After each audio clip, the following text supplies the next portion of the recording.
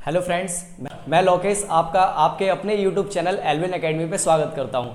आज हम लोग एक नई ट्रिक लेकर के आए हैं, मैथ्स से रिलेटेड है वो, जिसमें हम स्क्वायर 1 से लेकर के 100 तक के स्क्वायर को याद कैसे रखा जाए। हम विद इन सेकेंड्स में उसको किसी भी नंबर को देखें, हम उसका स्क्वायर बता दें कैसे हो पाए, क्योंकि याद करना थोड़ा कॉम्प्लिकेटेड होता है। बच्चे क्या करते हैं, रटते हैं। स्कूल्स में हम लोग जैसे नॉर्मली 6, 7, 8 क्लास में होते हैं, हमारी मैडम बोलती है कि बच्चों तुमको 1 से लेकर के 20 तक स्क्वायर याद करके आने हैं, कल आपको लिख के दिखाने हैं, ऐसे करके।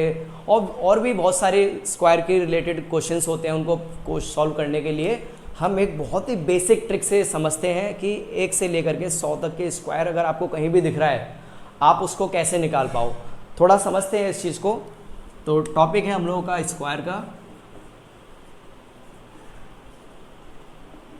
जिसमें हम 1 से लेकर के 100 तक स्क्वायर निकालना इजी मेथड से। बहुत सिंपल ट्रिक है बच्चों, बहुत सिंपल ट्रिक है। आप देखोगे, देखते ही आपको 1-2 बार आप देखोगे, समझोगे, आप इजीली किसी भी नंबर का आप स्क्वायर बता सकते हो। आपको याद नहीं करना पड़ेगा कि 12 का 144 है, 13 का 196 है। इस तरीके से आपको रटना कुछ भी नहीं है। बस आपने नंबर देखा, आप विद इन सेकेंड्स, मैं आपको बता रहा हूँ, आप विद इन सेकेंड्स में किसी भी नंबर का स्क्वायर बता सकते हो। कैसे है थोड़ा इसको देखते हैं।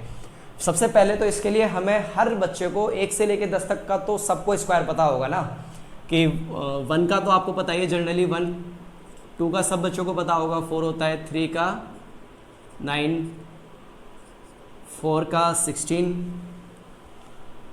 5 का 25, 6 का 36, 7 का 49, 8 का 64 और 9 का 81 और 10 का ये 100।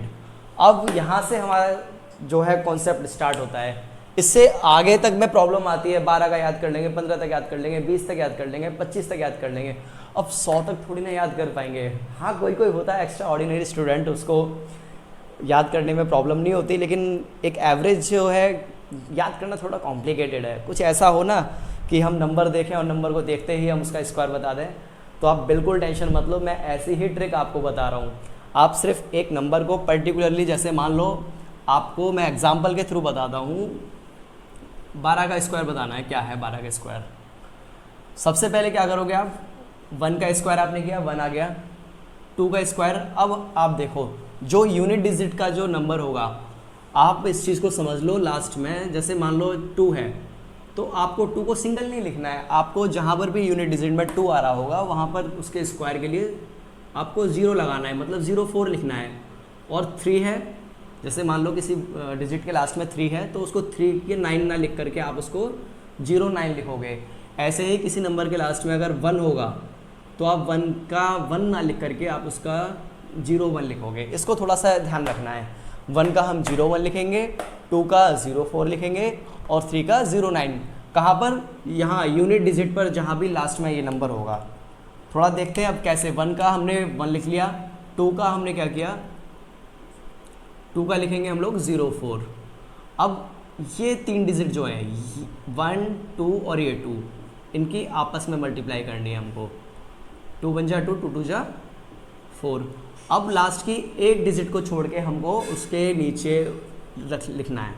अब इसको प्लस कर दो, 4 का 4, ये 4 और 1, तो 12 का स्क्वायर कितना हो गया? 114। क्लियर हो गया यहाँ तक? अब ऐसे ही थोड़ा और डिजिट्स के साथ देखते हैं। जैसे 31 को देखते हैं हम लोग। 31 का स्क्वायर कैसे करें? इसके लिए हमने सबसे पहले क्या बताया, स्टार्टिंग करी हमने। 3 को क्या लिखा, 3 3 9 और 1 को क्या लिखेंगे हम, 01। अब क्या बताया था, इन तीनों की, इसकी, इसकी और इसकी, इन तीनों की आपस में मल्टीप्लाई करनी है। 3 1 2, 3 1 जा 3, 3 2 जा 6। और क्या बताया गया था आपको, एक डिजिट छोड़ के ये प्लेस करना है आपको। तो 31 का स्क्वायर क्या हो गया, इसको प्लस कर दो, 169। 31 का स्क्वायर हो गया आपका 961। क्लियर? थोड़ा अच्छे से देखते हैं कि भैया आप तो छोटी छोटी डिजिट्स का बता रहे हो, थोड़ी बड़ी डिजिट्स का बताओ। तो सब में ये एप्लीकेबल है। और जिसका यूनिट डिजिट 5 होगा ना, उसमें नहीं है, उसमें मैं थोड़ा और अलग से बताऊंगा। और जिसका यूनिट डिजिट 0 होगा उसका थोड़ा अलग है, उसको भी मैं अभी बताऊंगा। अब और दूसरे नंबर्स का देखते हैं, जैसे 44 का स्क्वायर हमको करना है, तो कैसे करेंगे, वही करना है। अब देखो 4 आ गया, तो 4 4 जा 16, इसमें हमको जीरो लगाने की ज़रूरत नहीं पड़ी। क्यों? क्योंकि पहले से ये नंबर पेयर में है, हमको नंबर जो है पेयर में रखना है। यहाँ पे हमने क्या किया, ये पेयर बनाने के लिए किया था जीरो। 4 4 जा 16, इस 4 का कितना हुआ, तो इसका भी 16 हो गया। अब आपस में इन तीनों की मल्टीप्लाई कर लो, कितना आ गया, 4 × 4 × 2, तो ये हो जाएगा 4 चौक 16 दूनी 32। अब आप इस 32 को, ये लास्ट से 6 को हमने छोड़ा, नीचे प्लेस कर दिया। अब इसको आपस में प्लस किया तो कितना हो गया, 6, ये आ गया, 2 और 1 3, 6 और 3 9 1, तो ये 44 का आ गया 1936। क्लियर हो रहा है ना? आप देख पा रहे हो, मतलब चुटकियों में आप किसी भी नंबर का आप चुटकियों में ऐसे सॉल्व कर रहे हो स्क्वायर की, मतलब जैसे ये समझो आपकी उंगलियों पे रखे हो। और याद करने में कितनी प्रॉब्लम होती है, रटना पड़ता है इनको। थोड़ा और देखते हैं, 49 का स्क्वायर देखते हैं। 49 का स्क्वायर क्या होगा, 4 का किया तो आपने 16 आ गया, 9 का स्क्वायर किया तो आपने 9 9 जा 81। अब इनकी आपस में मल्टीप्लाई कर लो, 4 × 9 × 2, 4 2 जा 8, 8 9 जा 72, एक डिजिट हमने छोड़ दी, 72 को यहाँ प्लेस किया, इसको ऐड किया तो इसका कितना आएगा, 1 2 10 का 0 लगा 1 7 7 14 का 4, ये आ गया आपका 2401। आप किसी भी नंबर को उठाओ, किसी भी नंबर को आप रखो, और यही मेथड है। सिंपली हमने क्या करना है, पार्शियली एक एक नंबर के स्क्वायर किया, फिर तीनों की आपस में मल्टीप्लाई करी, जो मल्टीप्लाई करके आया है एक डिजिट छोड़ के उसको ऐड कर देना है। थोड़े और एग्जांपल्स के थ्रू समझते हैं इसको। अब देखते हैं 72 का स्क्वायर कैसे करेंगे हम। 72 का स्क्वायर आपने क्या किया, सबसे पहले 7 का 49, 2 का आपने 04 किया, इनकी दोनों की आपस में मल्टीप्लाई करोगे तो कितना होगा। अब ये लिखने की भी ज़रूरत नहीं है, आप चाहो तो इसको साइड में ना लिख करके डायरेक्टली आप कर लो। मैं अगले क्वेश्चन में करके बताता हूँ। 7 दूनी 14 दूनी 28, एक डिजिट छोड़ा हमने, 28 को यहाँ रखा। अब इनको आपस में प्लस कर दिया, आप प्लस करो कितना आएगा, 8 9 और 2 11 का 1, हासिल लगा 1 4 और 1 5, 5184 कितना हो गया, 72 का स्क्वायर। जैसे एक और देखते हैं हम लोग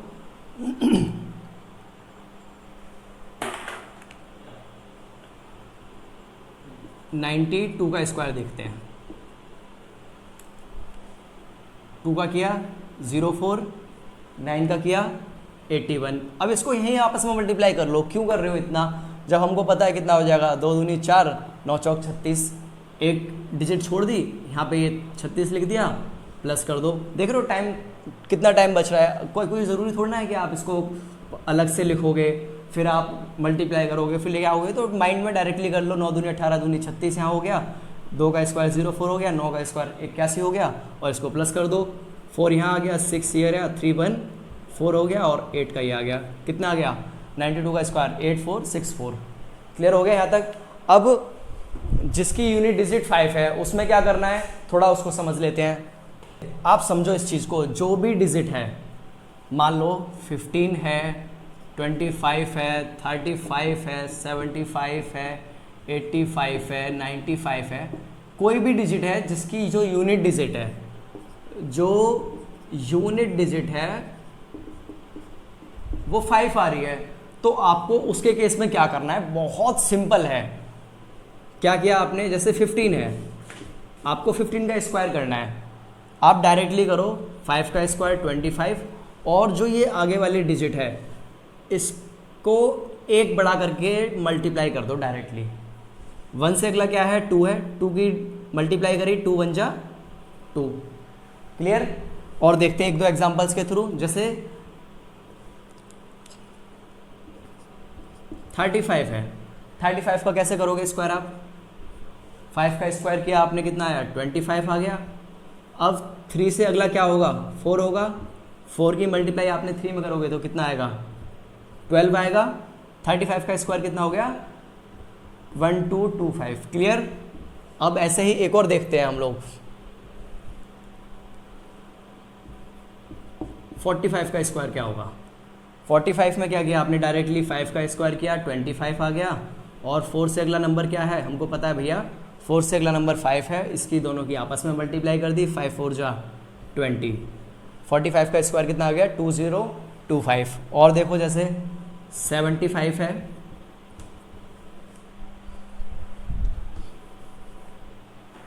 और देखो जैसे अगला क्या है 75।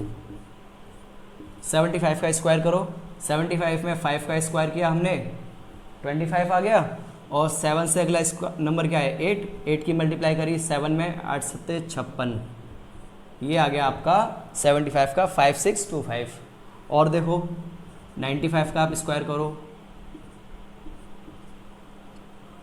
9 में 5 का स्क्वायर किया आपने, कितना आया 25।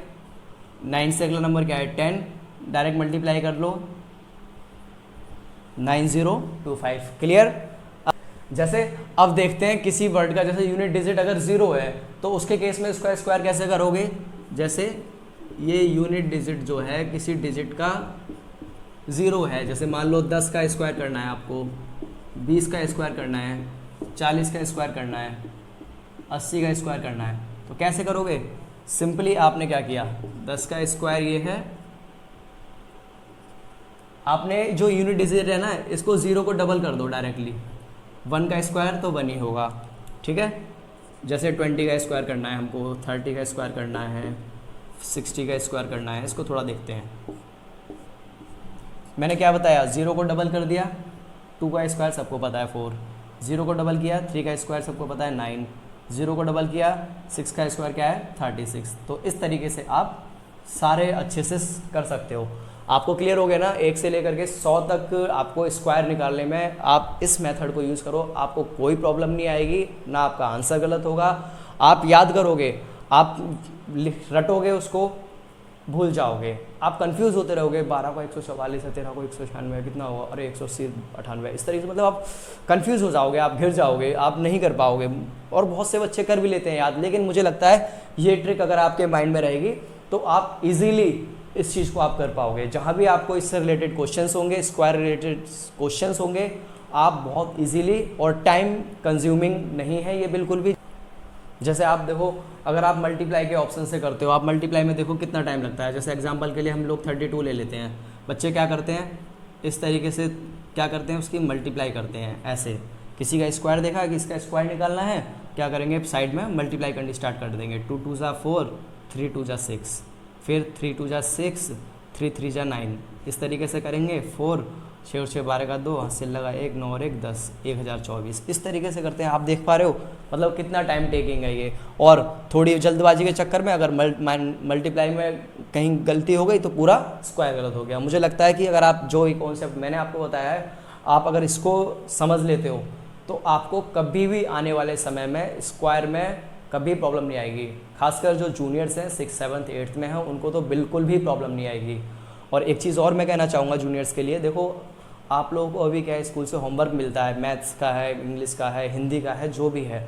आप लोगों को लगता होगा यार ये बुक्स में तो सब कुछ लिखा हुआ है, क्यों इसको कॉपी में उतारे, या मैडम ऐसे ही तो नहीं इतना सारा दे देती हैं भरने के लिए फालतू में, आगे जा कर के कौन सा हम लोगों को ये कॉपियाँ कुछ रखनी है, कबाड़े में सारी चली जाएंगी।